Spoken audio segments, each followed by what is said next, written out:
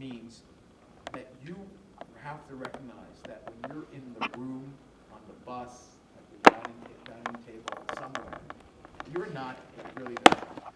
You're not that person. You're only there because you're recovered. And of course, you're going to be friendly. And of course, you're going to be generous with your time. Of course, you're going to be an amazing person. But in essence, you're here to include them, bring them closer, however else you want to define it. And I think that's amazing. However, what we tend to do often is stay at the level of where the kid is and not the level where they should be. What I mean by that is, kid talks to you about their boyfriend and their girlfriend, and this fight over here and that fight over there. By the way, when I'm in a room with teenagers, I always say the following almost every time I say the following sentence, and I always get a reaction, and you're going to have the same reaction when I say it. I want you to tell me what I say, so I say it, and I have a reaction. And that is, all you guys talk about is who's dating who's breaking up with who. Right? If you have any relationship with any kids, that's 90% of the conversations. Who's dating who's breaking up with who's going to talk about that person, what that person did to that person, this and that, blah, blah, blah. And when I say that sentence, everybody's all right, so it's so pathetic. It's so pathetic. But guess what happens? You start talking about it, and you trying to fix this person's life. I once walked 45 minutes in Poland with a kid who was telling me, it's ridiculous. He was telling me that he was breaking up with one girl to go out with another girl who was on the other bus, and he really wanted to be, Rabbi, how do you recommend I do this? I know, you know what, go talk to that person, okay? I'm not interested. I mean, I didn't do that, but oh, thank you so much. We might not get to it, but just in case. Thank you. Is this mine? Oh, yeah. Yeah. Okay. I'm for sure not getting to it. That's okay. It's okay. Don't worry about it. I'll get it when I need it, if I need it. Probably for it. Okay. So now it's on video. The greatest. Don't worry about it. So most of the time it stays in that conversation. They talk to you like you're one of their friends. They end up talking to you about Narishkai, and then they start treating you like a friend. They might touch you like a friend. They might use language that they would speak to their friends with you, which is totally inappropriate language. Oh my gosh, I'm so sorry. I'm going to do it again because I'm an idiot, but I'm just letting you know. Thank you so much. Evan Healthy, everybody. Great pictures of the Jewish people. So they might do that. So you don't want to be there.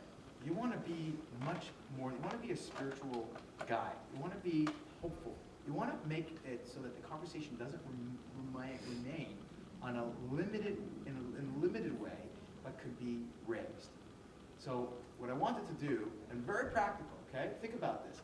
Have you been in a situation where a person has said something to you, you wished you would not be having that conversation, you didn't know how to break out? How do I break out of this stupid conversation? How can I stop talking about boyfriend and girlfriend? Or, or any situation, I say boyfriend and girlfriend, then maybe that restricts the conversation. It could be anything on any level. And by the way, person needs help in homework, people need help in life. You should help them with a boyfriend. That's what I'm not talking about. I'm not saying you should. What I'm saying is as long as the relationship remains on that level, you actually are not accomplishing what you set out to do. So I started something called upgrading the conversation, or creating 10 ways to, I'll give this to you on the way out because we don't have to go through it maybe. But 10 ways to upgrade the conversation, to have a meaningful conversation. How do you take a relationship you're currently at and make it better? Because that's really what it's all about. And by the way, when you do that, when you make it better, not only having more meaningful, but you're going to have it punctuated with something that's going to make them feel, you're going to punctuate that conversation with, thinking of a word, but it's not coming to me. It's not just meaningful, it's, sometimes you hear something, you say, oh, lights go off. You know, bang, light bulb, and that changes the way a person thinks. Impactful? Epiphany. Sorry? Epiphany. Impactful, what was the word? Epiphany, yes. I wasn't thinking that either. Something like that, but that's really what happens. It's not just meaningful, it's actually like a whole other thing just happened. And when you have that, the kid never comes back and starts talking to you about his boyfriend or girlfriend. They don't talk about that anymore because they know that that's there. You can actually take them to a new level. So much better to be there. So I'm not, again, of course, you meet a kid on a bus, you meet a kid in a Shabbaton, you know, of course you start, how are you, what's going on, you talk about things, you talk about places, you talk about school, but it doesn't, if it remains there through the course of your relationship, you're failing them, because they come actually without realizing for much more. If we don't give them much more, then we're failing them on a certain level. So I wanted to do, that was my introduction, that's all I really want to say, but what I'd like to do is maybe think about for a moment, we'll go one by one. Here's what I said, what could I have said? Here's what I had to do, here's the situation I was in, what could I have done? And what we're gonna do is together help you upgrade the conversation, because I can guarantee you whatever you had done once will come back again, and it'll come back again, and it'll come back again.